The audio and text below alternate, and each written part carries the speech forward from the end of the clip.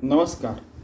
हम लोग दासबोध देख रहे हैं। आज दशक चौथा और समास पहला। इसमें सारी प्रकार की नवविधा भक्ति समर्थ रामदास ने बताई है।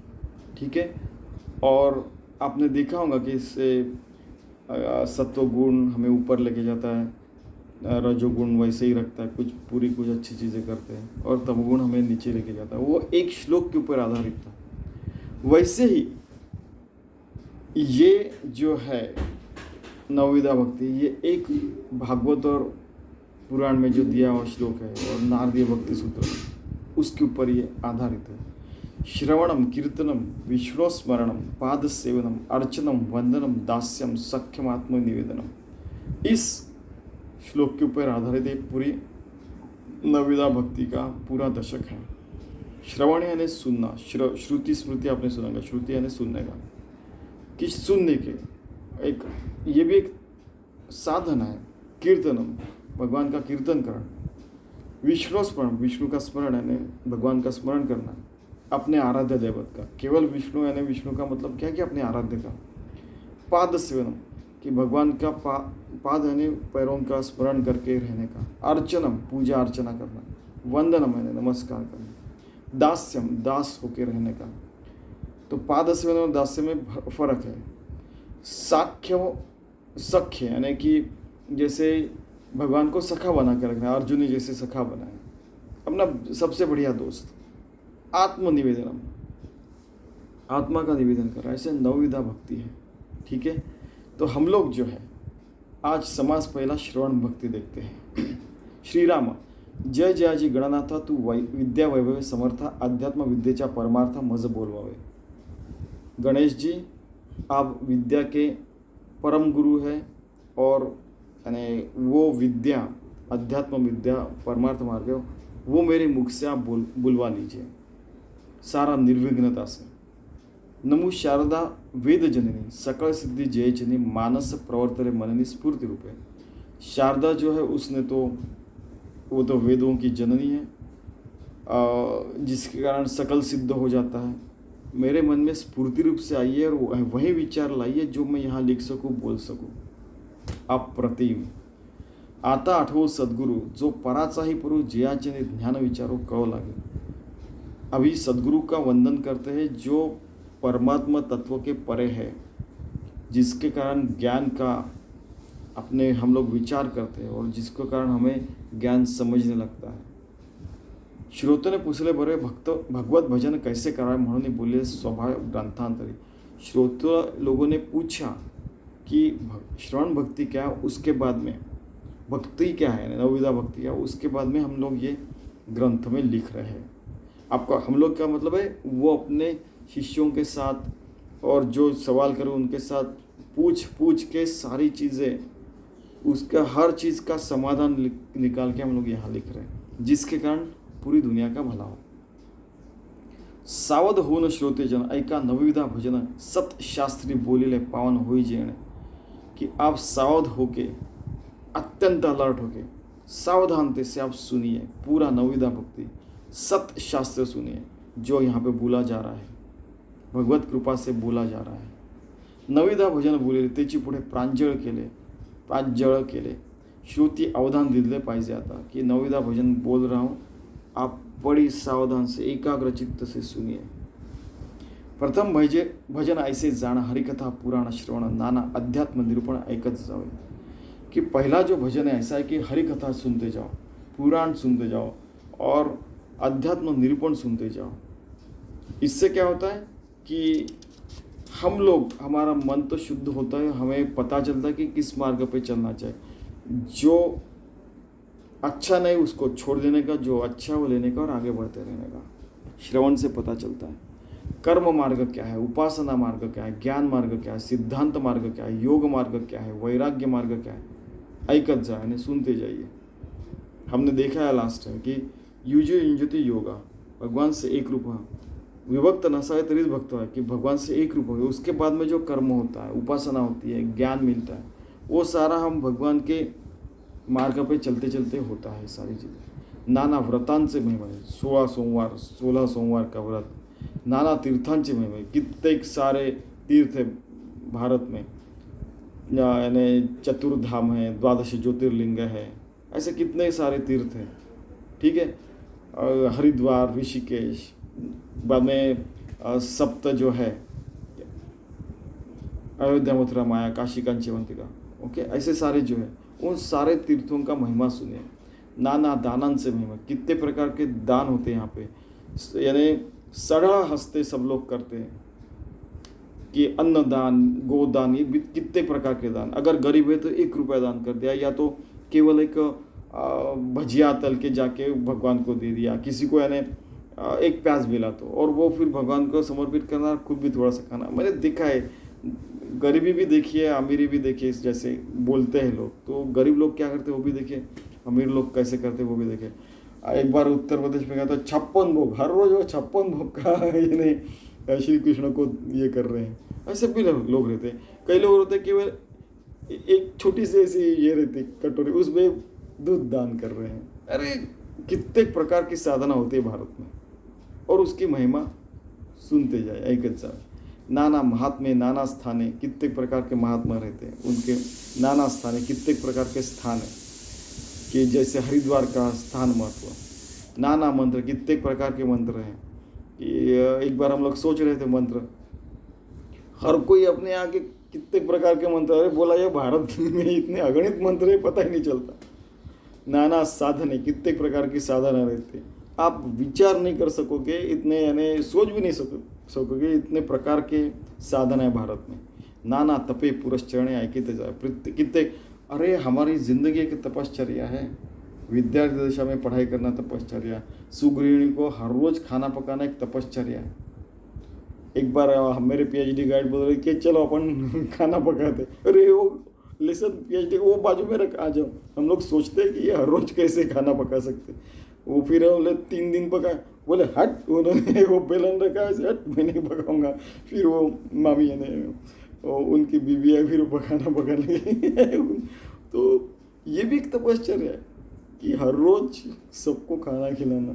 सुगृहिणी कर सकते हैं पुरश्चरणे कि नामस्मरण करना कि कोई राम राम कर रहा है, कोई श्री राम जय रे, श्री राम जय राम जय जय राम, कोई ओम नमः शिवाय, कोई गायत्री मंत्र कह रहा है, कोई ऐसा चल रहा है कि कितने लोगों का कितना पुरस्चरण चल रहा है। समर्थ रामदास ने जैसे 1 करोड़ श्री राम जय जय राम कहा था, वैसे चलते रहने का। हमारे यहाँ पे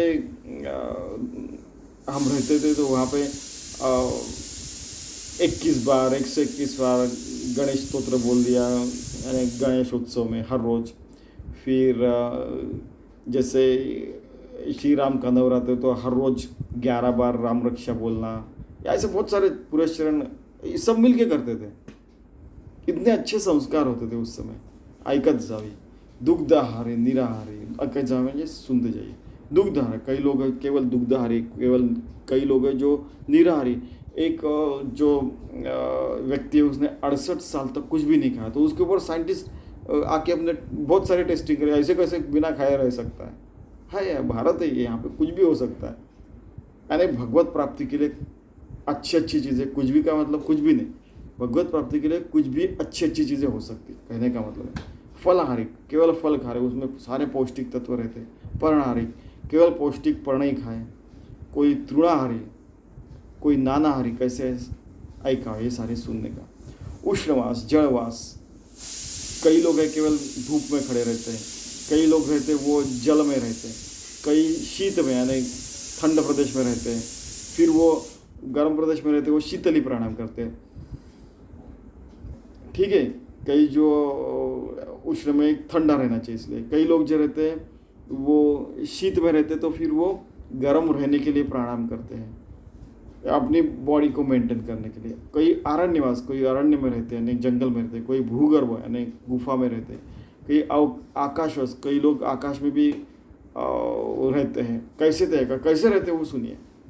जपी तपी तामस योगी, जपी तपी है, तामस योगी है, वो तामस योगी कैसे रहते हैं, जप करने वाले कैसे, तप करने वाले कैसे। नाना निग्रह हठ योगी, कई निग्रह करके वो हठ योग रहते हैं। आपने तो सुना होगा कि किसी ने हट कर लिया कि मैं हाथ ऊपर रखूंगा पूरी ज़िंदगी भर, ऐसे देखा होगा आपने। जब कुंभ का मेला होता है, शाक्त आगम अघोर योगी, बाद में कई लोग हैं वो अघोरी भी है, कैसे तय करो वो सारा सुनिए। नाना मुद्रा नाना आसन है, कितने प्रकार के आसन है और मुद्रा भी है, वो भी सुनिए। आपको लास्ट टाइम बताया था कि एक बार सोचते सोचते सब लोगों ने ढूंढ के निकाला तो 5 लाख प्रकार के आसन निकले। हमको 12 सूर्य नमस्कार पता है फॉर एग्जाम्पल, और या कुछ 121 आसन पता है, लेकिन 5 लाख आसन है बाद में ढूंढ के निकाला लोगों ने। नाना देखनी लक्ष्य स्थान है, पिंड ध्यान है, तत्व ध्यान है, कैसे तय करें। उसके बाद में कि पिंड ध्यान क्या होता है कि जैसे अपना किसी का पिंड यानी देह जो रहता है, तो कितने प्रकार के 84 लक्ष्य होने, उनकी पढ़ाई करते करते उनका देह कैसा है देखते देखते पूरी जिंदगी खत्म हो जाएगी। लेकिन थोड़ा सा उसमें समझ के रखना कि उसका सार लेने का, कि ऐसे ही देह रहता है कि जो हर देह जो ऐसा ऐसा रहता है, बाद में उसको वो जन्म लेता है, जीता है और बाद में वो चला जाता है। वो सारा पिंड ध्यान, तत्व ध्यान भी सुनने का, तत्व लेने का, वो तत्व से एक रूप रहने का और अपने परमार्थ मार्ग पे चलते रहने का। उसके बाद में आपको ये मुद्रा और ये जो आसन, उसके बाद में मुद्रा के बारे में विशेष था कुछ चीज़ें भी दी है। देखिए कि आपको पता होगा कि खेचरी विद्या, भूचर विद्या, चाचर विद्या, अगोचरी, षण्मुखी, महामुद्रा, शांभवी, इतनी सारी जो मुद्रा है वो भी है। भू यानी भूचरी, भू पे रहने वाला, और खेचरी मीन्स आकाश में, चाचरी में यानी कि अपना यानी कि एक जगह रहने का यानी, ठीक है। लेकिन एक यानी क्या है कि एक जगह देखने का, लेकिन कंसंट्रेट करना है, लेकिन मन कहीं भी ऐसे भटकाने का। इतने विचित्र विचित्र प्रकार की भी साधना रहती है, कहने का मतलब इनका है। बाद में क्या है कि अगोचरी, अगोचर समझ में नहीं आएगा कि वो अगोचर, ठीक है। षण्मुखी, 6 मुख से यानी 2 आँखें, 2 नाक द्वार, ये सगळे बंद करके फिर अपना प्राणायाम करके भगवान से एक रूप होना। फिर महामुद्रा और फिर शांभवी मुद्रा, कि महामुद्रा में यानी कि आपको होता है साधना का ऐसा जो महामुद्रा। उसके बाद में कि शांभवी, यानी भगवान शंकर ने जिसको वो मुद्रा की, इसलिए उसको शांभवी मुद्रा कहते हैं। उसके बाद में साधना के समय कैसे अपने को नील बिंदु के भगवान के दर्शन होते हैं, वो दर्शन क्या है वो भी वहाँ पे दिया, वो भी सारे सुनने का, ठीक है। ये सारे प्रकार की चीज़ें हैं और याद रखना और उसमें से सार लेने का कि भाई ये सारी चीज़ें आती वो जाने वाली है, लेकिन परमात्मा तत्व है, ये अमर है, तो उसी से हमें एक रूप होने का है। नाना पिंडांची स्थाने, शरीर शास्त्र का ये करने का, पढ़ाई करने की। बाद में रचना, नाना भूगोल रचना, कितने प्रकार के गोल है, यानी कि पृथ्वी है, चंद्र है, शुक्र है, ये सारे तारों का भी, इतने सारे ब्रह्मांड है, उसका नाना सृष्टि की रचना कैसी, वो भी सुनने का, ठीक है। विश्व की रचना क्या है वो देखने का। बाद में चंद्र, सूर्य, तारामंडल, ग्रहमंडल है, मेघमंडल है, 21 स्वर्ग सप्तपाताल कैसे तय का है कि 21 प्रकार के स्वर्ग सप्तपाताल कैसे, वो भी सुनने का। हमने बार बार एक चीज़ देखी थी कि जैसे भगवान बुद्ध को जैसे आत्मज्ञान हुआ था तो उन्होंने हर एक पेशी के ऊपर एक ब्रह्मांड देखा था। तो हमारे अंदर में 37,000 करोड़ पेशी है, एक सेल है, तो उसके ऊपर एक ब्रह्मांड देखा। नहीं, उनके अंदर ही उन्हें 14 भुवनें और 21 सर्व सप्तपाताल उनको दिखी थे। यानी कहने का मतलब है कि देखिए ऐसा भी है। इसलिए मानव देह को एक अपॉर्चुनिटी समझी जाती है कि एक आपको एक संधि मिली है ये सारी चीज़ें जानने के लिए। तो अपना जो जीवन है व्यर्थ मत गवाए, ये सारी चीज़ों में का सार लेके भगवत भक्ति में रहिए।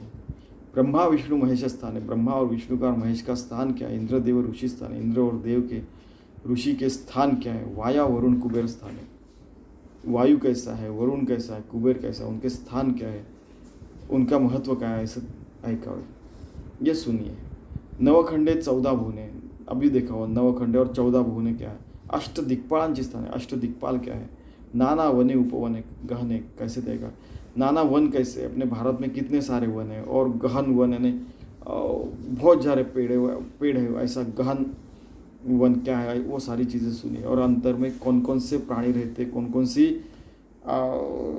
जड़ी बूटी वहाँ मिल सकती है वगैरह, सारी चीज़ें आप सुनिए।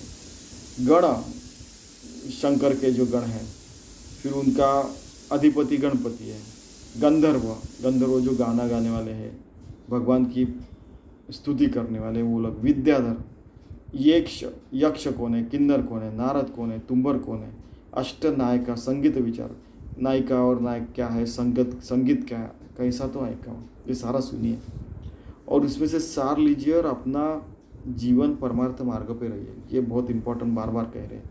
राग अज्ञान, विविध प्रकार के 440 से ज़्यादा जो राग है, यमन, कल्याण, यमन, बाद में इतने सारे राग हैं, आप देखिए, भूपाली है, बहुत सारे। उन ताल ज्ञान, त्रिताल, झपताल, सारे ज्ञान चाहिए। नृत्य का अपने यहाँ पे तो कितने सारे नृत्य हैं कि कुचिपुड़ी है, भरतनाट्यम है, सारे। वाद्य ज्ञान, कितने प्रकार के वाद्य, सितार है, तबला है, उनका ज्ञान होना चाहिए। अमृत वेले प्रसंग ज्ञान है, और वो चौघड़िया जो रहती है तो उसमें चर, बाद में अमृत काल क्या है, अभिजित योग क्या है, फिर राहु काल क्या, ये सारी चीज़ें सुन के रखने का। प्रसंग ज्ञान, हर प्रसंग में कैसे हमने डिसीजन लेना चाहिए, कैसा बर्ताव करना चाहिए, ये भी ज्ञान रखना जरूरी है। कैसे थे ऐका में सुन के रखिए। 14 विद्या 64 का, 14 विद्या और 64 कला है, वो भी ज्ञान रखिए। किसी ने बोला कि सर उसमें तो चोरी भी है, तो क्या हम जाके चोर बने? अरे यानी हर चीज़ का उल्टा ही अर्थ क्यों लेते हैं? ज्ञान रखिए कि ऐसा हो सकता, और वो कैसे होते हमें पता चला, तो हम लोग वो सारी चीज़ें ना करके हम भगवत मार्ग के ऊपर रह सकते, इतना याद रखिए। सामुद्रिक लक्षण सकल का, सामुद्रिक यानी क्या कि मैंने ऐसे लोग देखे कि केवल अपना ऐसा एक बाल ऐसा काट के अगर उनको दिया तो पूरा बाल देख के अपना ये जो रहता है केश ऐसा देख के वो पूरा अपना भविष्य बता सकते हैं। कोई कपाल देख के अपना ये जो है टेम्पल पोर्शन, कोई आंखें देख के, कोई नाक देख के, कोई कान देख के, कोई होठ देख के, कोई हाथ की रेखाएं देख के भविष्य बताता है, नाखून देख के भी भविष्य बताने वाले देख के, यानी इसको सामुद्रिक शास्त्र कहते हैं। ठीक है। 32 लक्षण है नाना का। अब आपको तो पता है कि जैसे शादी के समय 36 गुण रहते हैं, वो जम रहे कि नहीं वो देखते हैं। ठीक है। तो ऐसे सारे गुण देख के रखना है, कैसा क्या है, वो कैसे होता है वो भी सुन के रखना। मंत्र, बहुत सारे मंत्र, मोहरे, तोटके, सिद्धि। बाद में तोटक यानी आपको कुछ रोग हुआ तो उसके ऊपर कौन सी दवाई देनी चाहिए, किस मात्रा में देनी चाहिए, क्या पथ्य करना, ये सारे सिद्धि है, सारी चीज़ें पता रहनी चाहिए। नाना वल्ली, नाना औषधि, धातु, रसायन, बुद्धि, नाड़ी ज्ञान। नाड़ी ज्ञान आपको तो पता है, ऐसे ऐसे 3 पता है ना आपको, 3 नाड़ी देखते हैं कि कफ, वात, पित्त की, और फिर उसके ऊपर फिर दवाई दी जाती है। अभी क्या होता है कि ये होने के बाद आप कई लोग होते सिद्ध हो जाते, तो मंत्र मोहरे तोटके सिद्धि। सिद्धि है ना क्या कि वैसे देखा जाए तो भगवान के पास तो अगणित सिद्धियाँ हैं, बराबर, क्योंकि भगवान खुद अगणित है। उसमें भी अष्ट महासिद्धि, बाद में कोई 18 महासिद्धि, कोई बोलता है कि 108 महासिद्धि है। तो अष्ट महासिद्धि है वो कौन सी, वो भी देख लेते हैं। देखिए कि भूत जय यानी पंचमहाभूतों के ऊपर वो जय मिलाने वाला है। लेकिन अभी अष्ट महासिद्धि देखते हैं कि अणिमा यानी बहुत सूक्ष्म हो जाना, बहुत छोटा हो जाना। लघिमा यानी बिल्कुल हल्का हो जाना। महिमा यानी बहुत बड़ा हो जाना।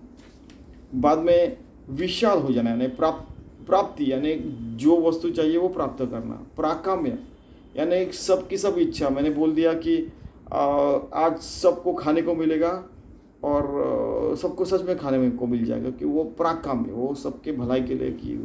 वशित्व, आपने तो सुना होगा, चांगदो जो थे वो ज्ञानेश्वर महाराज को मिलने गए तो उन्होंने वो शेर को हाथ लगाया था, उसको वशीभूत कर लिया था, उसके ऊपर बैठ के वो ज्ञानेश्वर महाराज को मिलने गए थे। तो ईशित्व यानी विश्व का सारा व्यापार के ऊपर कंट्रोल करने का, यहाँ बैठ के मैं कंट्रोल करूँगा। आपको पता होगा कि कुछ लोग होते हैं वो शो ऑफ करने वाले, तो वो ऐसा भी कर सकते हैं। लेकिन ये सारी चीज़ों में अपनी शक्ति नहीं गंवाना चाहिए। मेरे स्वामी जी कहते हैं भगवत प्राप्ति के लिए भगवान के मार्ग पे रहना चाहिए और चलते रहना चाहिए, क्योंकि ऐसे कई लोग आए अपने अपने सिद्धियों का उपयोग किया और कभी कभी उसमें अटक भी गए, जैसे चांगदेव। हर समय उनका जब देह का अंत आता था तो वो प्राण रोध कर रहे थे और अपना प्राण रोक लेते थे उसी देह में, क्योंकि फिर वो देह से फिर अपनी ये शुरू हो जाता है, अटक जाते हैं। और 1400 साल के थे अब वो ज्ञानेश्वर महाराज को मिलने हैं, ज्ञानेश्वर महाराज तो 21 साल के थे तभी उन्होंने समाधि दी, तो वो जब आया तो वो अगर वो 18-19 साल के थे, उन्होंने बोला चल दीवाल चल, बोला था दीवाल की उनको मिलने, तो बोले ऐसा कैसा हो गया, मैं तो केवल सजीव प्राणियों के कंट्रोल कर सकता हूँ, ये तो पूरे निर्जीव व्यक्ति को भी, वैसे कहा जाए तो एक भी चीज़ नहीं है जो निर्जीव है इस दुनिया में, हर चीज़ में शिव तत्व है, यानी सजीवी है। ओके ठीक है, वो अलग ही बात है।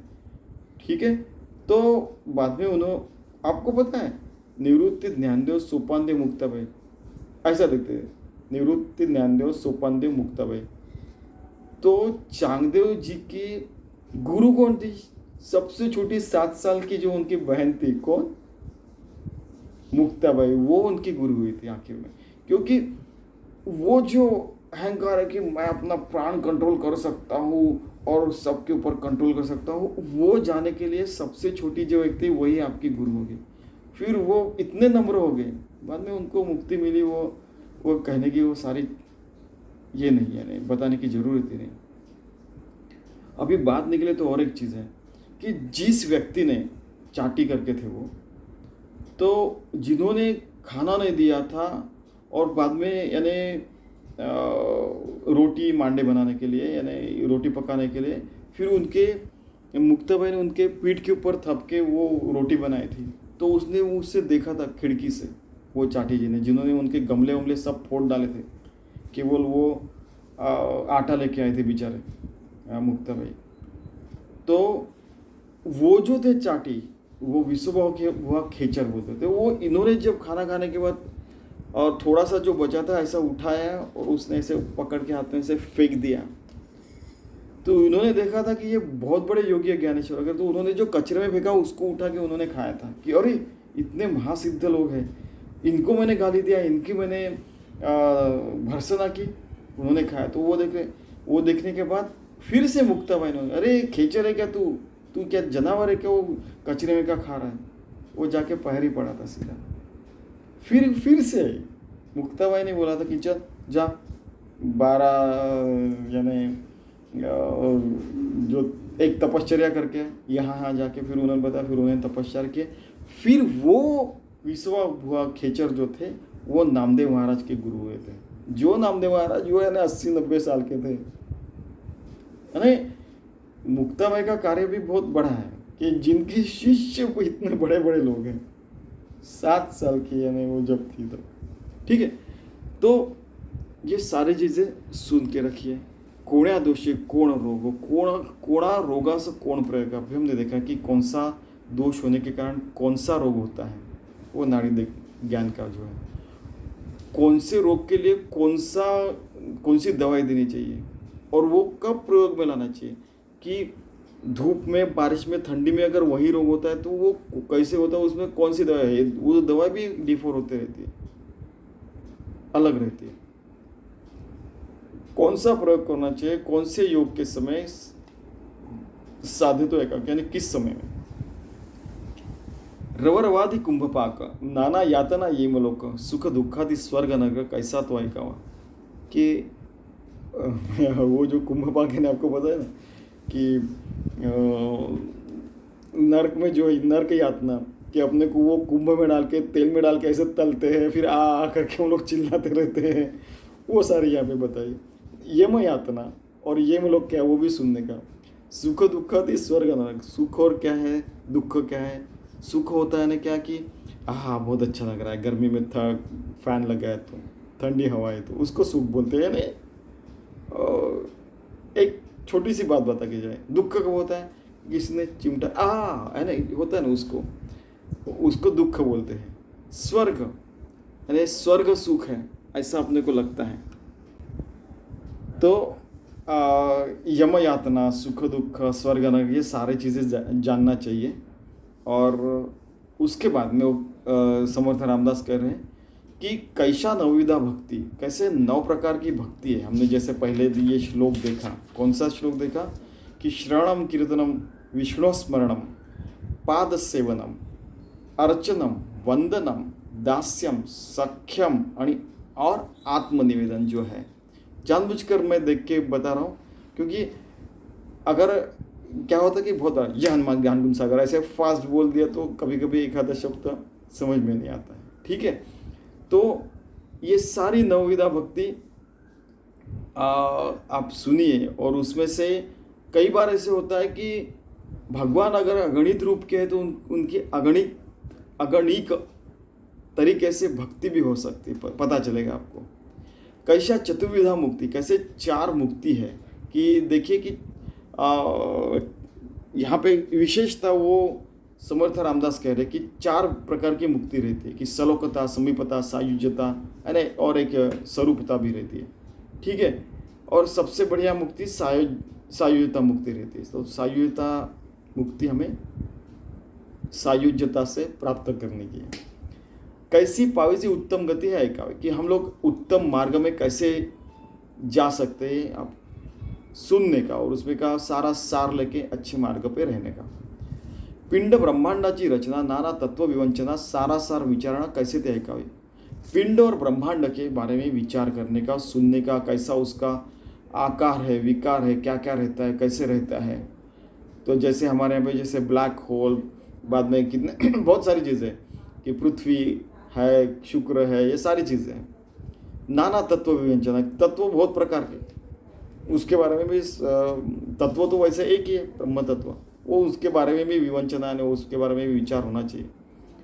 और सारा सार विचार, आपको पता है कि सार क्या है और असार क्या है, इसके बारे में भी लोगों को, बच्चों को कभी कभी यानी पढ़ाना पड़ता है, बताना पड़ता है कि भाई ज़्यादा मोबाइल के पीछे मत भागो, ज़्यादा खेलों के पीछे मत भागो, सब एक लिमिटेड रखिए। हर चीज़, पढ़ाई बराबर कीजिए, खेल भी बराबर रखिए, हर चीज़ आवश्यक है, खेल भी आवश्यक है, पढ़ाई भी आवश्यक है, तो उसका एक समतोलता रखने का।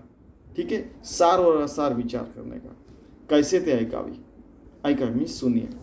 सायोज्यता मुक्ति कैसे होते, सायोज्यता मुक्ति कैसे आती वो भी सुनिए। कैसे पाविजे मोक्ष, कैसे मोक्ष मिलाने का, या कारण नाना मते शोधित जाए। इसके कारण हमें सारे विचार सुनने चाहिए, ढूंढने चाहिए, समझने चाहिए, और उसका सार ग्रहण करके अपने मोक्ष मार्ग के ऊपर, परमार्थ मार्ग के ऊपर चलना चाहिए। वेद शास्त्र पुराणे महावाक्याची विवरणे तनु चतुष्टय निदर्शने कैसे ते ऐकावे, कि वेद और क्या है, शास्त्र क्या है, पुराण क्या है, महावाक्य। महावाक्य आपको पता है कि जैसे अहम आत्मा, तत्वमसि, प्रज्ञानम ब्रह्म, और क्या है अहम ब्रह्मास्मि प्रज्ञानम ब्रह्म, तत्वमसि, और अयम आत्मा ब्रह्म, और एक सर्वम खलुदम ब्रह्म। ये सारी चीज़ें क्या है वो भी समझने का। इसके ऊपर एक भगवान की कृपा से आशीषोपनिषद लिखा है, वो भगवान की कृपा से, कि हम सदगुरु को पूछते हैं कि सदगुरु को हम क्या, मैं कौन हूँ। तो सदगुरु बताते हैं तत्वमसि, कि तू वही तत्व है जो परमात्मा तत्व है, ब्रह्म तत्व है, जो हर जगह वही तू है। बाद में हम लोग साधना करते और जानते हैं कि अहम आत्मा, कि मैं आत्मा हूँ, मेरे को समझ में आता है। जीव और शिव एक रुपये से समझ में आता है। बाद में और साधना करने के बाद पता चलता है कि प्रज्ञानम ब्रह्म, बाद में पता चलता है कि भगवान हर जगह है। बाद में पता चलता है कि अयम आत्मा ब्रह्म, सर्वम खलुदम ब्रह्म, कि लास्ट टाइम जैसे बताया था आपको कि पृथ्वी छोटी सी है, गुरु, सारे शुक्र वगैरह सारे ब्रह्मांड गोल छोटे छोटे, पंचमा भूत भी छोटे हैं, लेकिन परमात्मा तत्व ज़्यादा जगह है, ये बहुत कम तत्व है, यानी कम जगह है। ये जो सारे तत्व है, यानी ये कम जगह है, लेकिन परमात्मा तत्व है वो इससे ज़्यादा जगह पे है। और वो यही चीज़ें उसमें आशीषोपनिषद में बोली है। ठीक है, एक बार अगर सुनना है तो आप सुन लीजिए, यूट्यूब पे है वो। ऐसे ही अवघेचे ऐकावे परंतु सार शोधून घ्यावे, असार ते जाणून त्यागावे, या नाव श्रवण भक्ति। ये सारा सुनने का, परंतु उसका सार लेने का, और असार वो है जो दूर करने का, दूर कर देने का, त्याग करने का उसका, इसी को श्रवण भक्ति कहते हैं। बहुत बढ़िया। ने किसी को अगर पीएचडी का थीसिस लिखना है तो उसने दासबोध देखना चाहिए कि किस चीज़ को महत्व देना चाहिए, कैसे वो हर चैप्टर लिखना चाहिए, कैसे जो लास्ट टाइम मैंने तीसरा वाला जो दशक देखा था, तो कैसे यानी हर चीज़ का अगर विभत्स भी रहा, बुराई भी रहे, तो कैसे उसका वर्णन करने का, यानी इतने अच्छे शब्दों में किया है, गाली गलौज देके नहीं। लेकिन वो फास्ट हमने इसलिए लिया क्योंकि हमें पता चला कि वो जो हमारे दुर्गुण हमें पता चल गया, उसमें और डेप्थ में क्या जाने का हमको पता है कि भाई ये है, हमको ये त्याग करने का, इसलिए हमने फास्ट लेके ये सारी चीज़ें हमें अंगीकृत करनी, इसलिए हम लोग इसके ऊपर आए। समर्थन है वो बुराई की ऐसा नहीं कह रहे, लेकिन हम लोग फास्ट लिए उसका, क्योंकि बुराई के बारे में और कितना सोचने का, हमें अच्छाई के बारे में सोच के आगे बढ़ने का भी है ना, पता चला हमें वो। ठीक है, ये सारी चीज़ें पता चलती है दासबोध से। तो आप एक बार पढ़ेंगे तो आपका पीएचडी का थीसिस बहुत अच्छा हो सकता है, मैं सीधा कह रहा हूँ।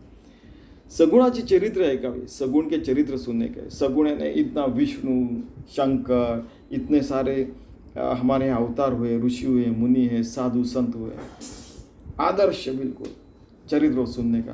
कहते निर्गुण अध्यात्म शोधावे, अध्यात्म से निर्गुणता ढूंढने का और उस निर्गुण स्वरूप से एकरूप होने का।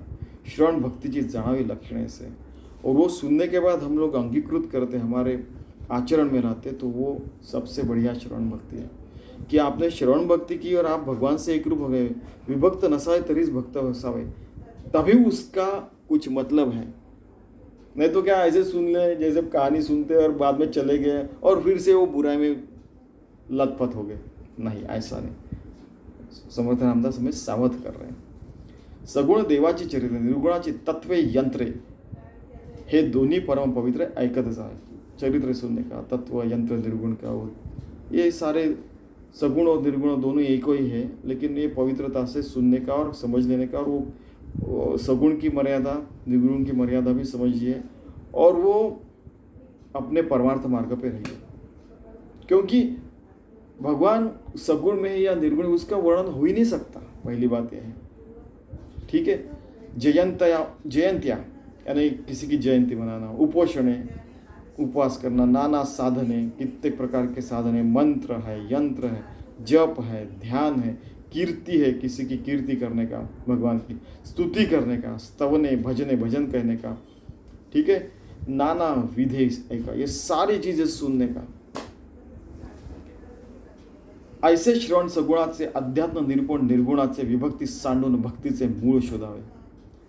कि ऐसे सारे सगुणों का श्रवण करने का, अध्यात्म निरूपण सुनने का, निर्गुण का, और विभक्त नसाए तरीच भक्त होणे, विभक्ति सांडून भक्तीचे, विभक्ति दूर करके भक्त जो भगवान से एकरूप होता है, ऐसा एकरूप होके उसकी मूलता पे जाने का, और वो समझ के उससे एकरूप रहने का, किससे, भगवान से। यही इसका सार है। श्रवण भक्तीचे निरूपण निरूपले असे जाना, पुढे कीर्तन भजनाचे लक्षण बोले, ऐसे अभी कीर्तन भक्ति बताने वाला हूँ। इति श्री दासबोधे गुरु शिष्य संवाद है, श्रवण भक्ति निरूपण नाम समास पहला। गुरु शिष्यों का संवाद है, जितना हो सके उतना कलेक्ट करके हमने यहाँ पे लिखा है, ऐसे समर्थ रामदास कह रहे हैं, नम्रता से। और इसका सार क्या है, भगवान से एकरूप होके, भक्त होके, योगी होके जिंदगी जीने की, और 84 लक्ष योनि के बाद जो नर्तनु पाया है उसको साफल्य लेने का उसका। ठीक है, धन्यवाद। इसी को भक्ति कहते हैं। और ये सारा सुनना, खुद भी सुनना, ये सारी चीज़ें उसको श्रवण भक्ति कहते हैं। ठीक है, धन्यवाद।